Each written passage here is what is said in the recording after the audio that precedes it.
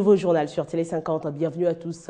L'actualité a été dominée la semaine par les consultations présidentielles ouvertes par le chef de l'État Joseph Kabila. Pour la première phase de ces consultations, confessions religieuses, forces vives de la nation et organismes électoraux ont échangé avec le président de la République. Tous se disent favorables au dialogue, position confirmée également par le sondage Le Point qui révèle après enquête que 66% des Congolais sont partants pour le dialogue. Le condensé de cette première partie des consultations dans ce reportage. Confessions religieuses, organismes électoraux et une bonne frange de partis d'opposition, voilà jusqu'ici les différentes délégations consultées par les présidents de la République. Un point de vue pluriel, mais en seul mot, cité par tous. On va plancher autour des élections. Il est bien entendu que la période qui est devant nous, celle des élections, doit être une période apaisée. C'est très important. Et que les élections ne soient pas un motif d'autres conflits. Tous ne jurent que sur les élections libres et démocratiques, apaisées et acceptables par tous. Une première mouture et qui trace déjà les chemins du dialogue, une de plus grandes valeurs démocratiques. Les principaux acteurs de ces élections réclament déjà les reports des provinciales, municipales et urbaines. On a aussi demandé le report des élections locales, municipales et urbaines, notamment faute de moyens pour le parti politique. Né moins d'un sémi, l'un des figures charismatiques et incontestables de l'opposition lâche une parabole, matière de réflexion, qui renvoie aux sages. Osakana camion, yakimbambala, ça ne vous donne pas suffisamment de rendement, vous changez de chauffeur. Mais toujours le même kimbambala. Et puis, l'un autre chauffeur, vous continuerez à changer de chauffeur jusqu'à ce que vous vous rendrez compte que la vraie solution, c'est changer de véhicule. Ton calme et plein de conviction, Azarias Rouberois ne mâche pas des mots, il est plutôt clair et précis. Organiser, si vous voulez, un cycle électoral réaliste, ça veut dire qu'il y a des élections qui devront probablement être reportées en 2017, 2018, celles notamment dont la non-tenue n'offense pas la Constitution. Tous appellent au dialogue inclusif et les non-partants accusés et de compléter contre la République. À ceux qui refusent le dialogue, donc sont pour le glissement. Parce que si on ne vient pas au dialogue et que la veille, qu'on vous dise qu'il n'y a pas de moyens, qu'est-ce que vous allez dire? 66% des Congolais sont favorables au dialogue, selon Le Point, une agence des sondages. Forum économique dans la province du Nord Kivu, les travaux se sont clôturés ce samedi. Le commerce transfrontalier et l'exploitation des richesses sont parmi les grands thèmes abordés par les experts de la RDC, ceux venus des 4 coins du monde. Près de 500 experts étaient conviés à ces travaux et Mathieu Kamango était sur place pour le compte de Télé 50. Clôture ce samedi 6 juin de la 2e édition du Forum économique, axé sur plusieurs thèmes, dont l'économie, finance, commerce transfrontalier, exploitation des richesses forestières, lacustres et minières. Plus de 500 experts nationaux et internationaux y prennent part. À cette cérémonie de clôture ce samedi, il est prévu la lecture du communiqué final, les mots des investisseurs étrangers qui ont apprécié la RDC, en particulier la province du Nord Kivu, les mots du représentant de la FEC, les mots du représentant pays du PNUD en RDC, les mots du gouverneur de province du Sud Kivu, Marcelin Sichambo, qui assiste avec une forte délégation, les mots du gouverneur de province du Nord Kivu, Julien Paluku Kaongia. Et le mot de clôture sera du ministre d'État, ministre de la décentralisation et affaires coutumières, représentant personnel du Premier ministre, chef du gouvernement. Un forum qui s'inscrit dans la droite ligne de la démarche pour un Congo émergent à l'horizon 2030, vision du président Joseph Kabila. Cap Kivu Goma, Mathieu Kamango, Télé 50. Dans l'actualité également, le gouvernement veut imprimer une nouvelle dynamique à la recherche scientifique et technologique à travers l'administration et les centres et les instituts de recherche. Voilà qui justifie la signature ce samedi des contrats de passation de marché par le ministre Daniel Madimba avec les 10 entreprises soumissionnaires. Ces contrats concernent la réhabilitation des centres de recherche en sciences appliquées et technologiques, le centre de recherche en sciences humaines, ainsi que de la livraison des fournitures, des bureaux, des mobiliers et du matériel roulant. La matérialisation de la signature de ces contrats est le fruit du travail abattu par la cellule de gestion des projets et marchés publics, lequel travail a commencé en 2013. Une occasion pour la cellule d'exprimer ses remerciements au gouvernement de la République qui a tout fait pour arriver à ce stade. Pour sa part, le ministre de la Recherche scientifique et technologie a fait savoir que la signature de ces contrats de ce jour est justement le vœu exprimé par le chef de l'État, le président de la République, Joseph Kabila, qui a voulu que ça se passe dans la transparence. Daniel Madimba, qui a félicité tout le monde, leur a demandé de faire un travail correct et de livrer des fournitures ainsi que des équipements de bonne qualité. Rappelons que c'est sur décision du Premier ministre Matata Ponyo que le ministre de la Recherche scientifique et technologie a donc procédé ce vendredi à la signature de ces contrats. Ils sont pris dans le filet de la 22e région militaire. Nous sommes dans la province du Katanga, Lubumbashi précisément.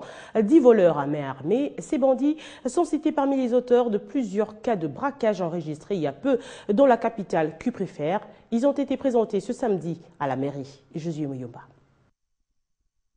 Ils sont cités parmi les auteurs de la série de cas de braquage enregistrés ce dernier temps dans la deuxième ville du Congo-Kinshasa.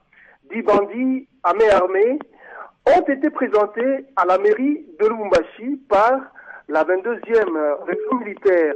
Selon les éléments FRDC artisans de ce coup de filet, c'est hors la loi, se sont récemment illustrés dans le vol d'argent et autres biens de valeur au sein des boutiques ainsi que des maisons d'habitation dans la commune Katouba, quartier Ewabora et Lidogolf. Il y a peu, ces bandits avaient perpétré des attaques contre des chauffeurs sur l'axe Lubumbashi-Likasi.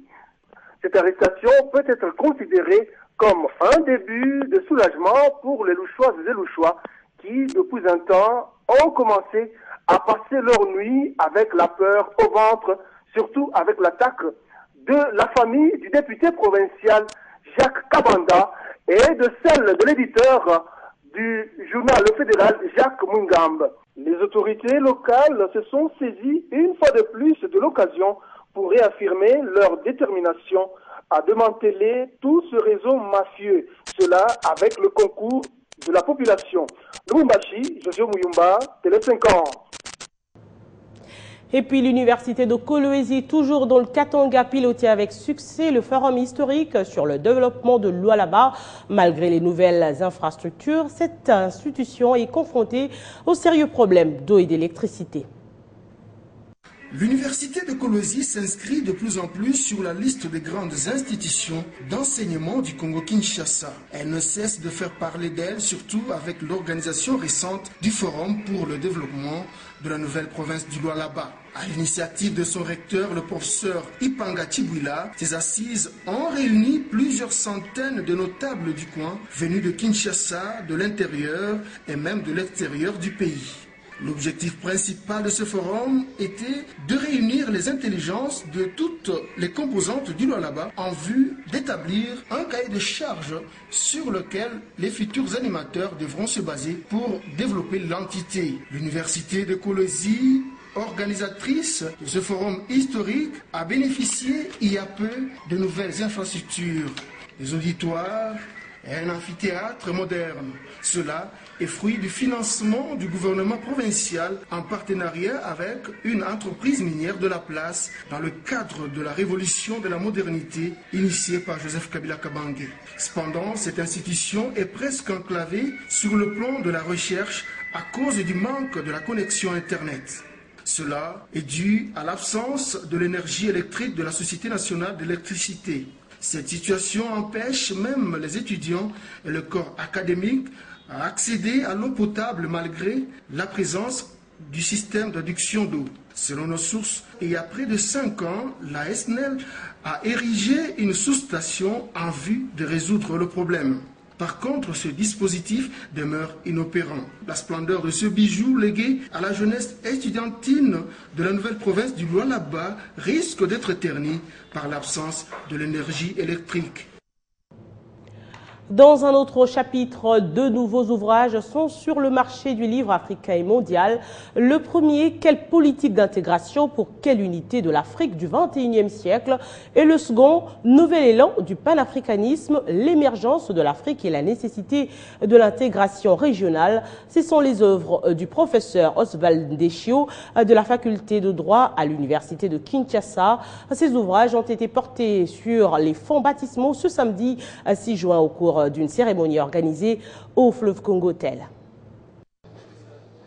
Quelle politique d'intégration pour quelle unité de l'Afrique du XXIe siècle et nouvel élan du panafricanisme, l'émergence de l'Afrique et la nécessité de l'intégration régionale. Des ouvrages à la fois lancés par le professeur Oswald Ndeshio, très fertile et très productif à la faculté des droits de l'université de Kinshasa après 50 ans d'expérience au service de la science et de la nation. Voilà qui justifie la présence dans cette salle de la crème scientifique et des personnalités des différents domaines. Quelle politique d'intégration pour quelle unité l'Afrique du XXIe siècle? Le professeur Ndeshio pose une question fondamentale sous la direction de Grégoire Bakandeja. Le deuxième livre, le nouvel élan du panafricanisme, l'émergence de l'Afrique et la nécessité de l'intégration régionale est un fruit des actes des journées scientifiques dédiées à la commémoration de la journée de l'Afrique depuis 2011 jusqu'à 2014 sous la direction de l'auteur lui-même, présenté par le professeur Nyabirungu. Vient enfin le baptême et les internationalistes sont aux anges pour cette nouvelle expérience. Cet ouvrage qu'on vient de baptiser sont d'une importance capitale. Pourquoi? Ndeshio, c'est un modèle de professeur d'université qui à la fois s'occupe de l'enseignement et plutôt des publications et le service à la société. C'est ça un véritable professeur. Comme vous le savez, Ndeshio, le professeur Ndeshio est le pionnier en fait du panafricanisme dans les universités congolaises. Professeur ordinaire, pionnier du panafricanisme, le professeur Ndeshio est parmi les grands cerveaux de ce pays. Il a aussi écrit plusieurs autres ouvrages, entre autres l'héritage de l'UIA, la quête permanente de l'unité africaine. Vous le savez, le Congo-Kinshasa est en deuil. L'un des pionniers de son indépendance et fondateur de la province du Kasaï oriental, Albert Kalonji Ditunga Mulopwe, a tiré sa révérence. Une messe d'action de grâce a été dite vendredi à la cathédrale Notre-Dame du Congo à Kinshasa en mémoire de l'illustre disparu. Un moment de profonde émotion pour avoir perdu un être très cher, un père, un grand-père, oncle et j'en passe. Mais c'est aussi un moment de fierté pour rendre hommage aux vaillants combattants pour la liberté. L'homme est parmi ceux qui ont joué un rôle important dans le processus de libération de son pays. Plusieurs personnalités ont participé à cette messe dite en mémoire d'Albert Kalonji Ditunga Mulopwe en guise de reconnaissance pour sa lutte. C'est l'homme qui nous a obtenu la province que nous avons actuellement. C'est cet homme-là qui nous a ouvert les yeux. Nous a ouvert les yeux, nous qui étions nés de l'autre côté, au Kasaï occidental. C'est cet homme qui nous a montré le chemin de chez nous. Il a drainé tout le peuple Moluba derrière lui. Il était mon parrain, il était mon parent, il était tout pour moi. Il est parti, il avait beaucoup à me donner, il m'a donné ce qu'il pouvait. Kalonji, il est dans des actions. Nous avons, nous les Balouba, connaître les actions. Première action, c'est quand nous avons quitté Sangalubang, c'est Yawadjiman Konda, Kondayanseya, Kekamwange. Je n'ai pas dit une autre fois.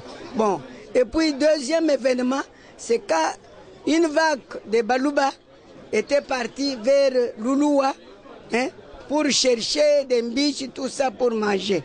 Cette messe marque aussi l'ouverture officielle du deuil au respect de la culture kesséenne pendant un mois à Maïcha Park, lieu choisi pour le partage de la